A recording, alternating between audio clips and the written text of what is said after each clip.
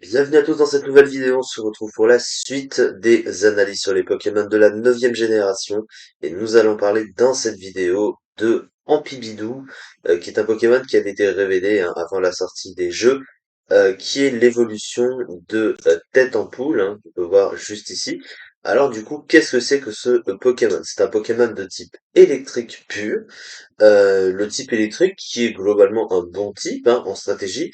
Alors défensivement, ça a pas tant de faiblesses que ça, enfin ça n'en a qu'une en fait.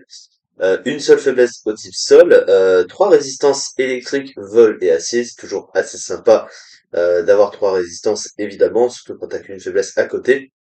Et offensivement, c'est un type plutôt correct, c'est pas exceptionnel, mais il a un bon coverage neutre, et c'est un type qui s'accompagne assez bien avec d'autres types offensivement. Donc c'est pas un mauvais type en monotype union. Après c'est vrai que tu préfères mieux évoluer avec des doubles types évidemment, mais ça reste pas mauvais non plus. Alors sur le plan des talents, alors déjà il possède un talent signature ce Pokémon qui s'appelle Grechard, qui fait que qu'il va taper plus fort sur son stab électrique. En fait, s'il va prendre une attaque avant de taper lui-même de type électrique, qui est plutôt un talent correct, même s'il est assez facile à anticiper. Alors, le problème de ce Pokémon, c'est plutôt par rapport au stats, parce que c'est un Pokémon qui est très lent, en fait, et ce qui fait que quand il va prendre un premier coup, déjà, il va très souvent se faire dépasser, et il est obligé pour activer son talent.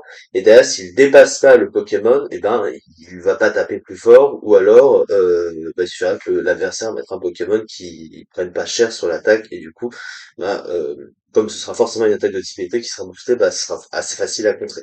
Mais bon, ça augmente la puissance du stade électrique, donc c'est pas non plus mauvais. Statique aussi, qui fait que quand il se prend une attaque de contact, il a 30% de chance de paralyser un adversaire, assez intéressant, surtout que c'est un Pokémon avec un bon bug qui peut se permettre de tanker tes coups, donc c'est pas inutile. Par contre, Moteur, c'est un talent qui immunise aux attaques explosives, destruction, explosion, etc. C'est un peu situationnel globalement, donc ça, par contre, on va pas vraiment s'en occuper. Sur le plan des stats, c'est moyen moyen. Alors malgré un bon bulk, encore une fois, un 109, 91, 83, ça reste un bulk assez sympathique. Mais derrière, bon, 103 d'attaque spéciale, c'est correct, mais sans plus. T'as pas extrêmement fort non plus. Et surtout, c'est un Pokémon électrique très lent, 45 de vitesse, à l'instar de Farramp, qui vient de la 2e génération. Des Pokémon électriques lents en stratégie, c'est vraiment pas top top. En général, c'est des Pokémon assez rapides. Donc malheureusement, c'est pas trop bon, quoi. Et à côté, il a 64 en attaque, mais ça, pas trop en parler. Sur le plan du Moufoul, il possède pas un Moufoul de fou. Alors il a un Moufoul qui est quand même assez restreint. Il possède des attaques de type électrique, évidemment, avec notamment les classiques. Tonnerre, Change éclair notamment. Il possède en coverage quelques attaques de type eau, donc ça fait un petit peu penser à Lanturne. Mais il a pas des attaques de type eau de ouf, On voit que il a pas Surf, il a pas Hydrocanon, il possède que des trucs genre Water Pulse, Vibraqua. Il a Muddy Water qui peut rater, dire que c'est un Surf à peu près. Mais il est très restreint sur le plan du soutien aussi, à part des choses assez classiques avec les Tibétaques. Alors, il a quand même accès à Paresse pour se soigner, mais ça n'a plus que 5 points de puissance maintenant, donc il peut pas s'en servir indéfiniment.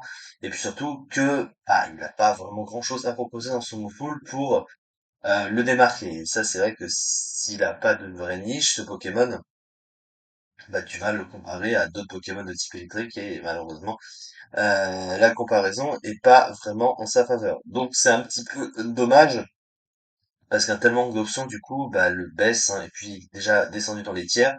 Le rare use n'est pas encore mis dans les usages, mais il l'est déjà, parce qu'il existe maintenant. Donc il est vraiment descendu,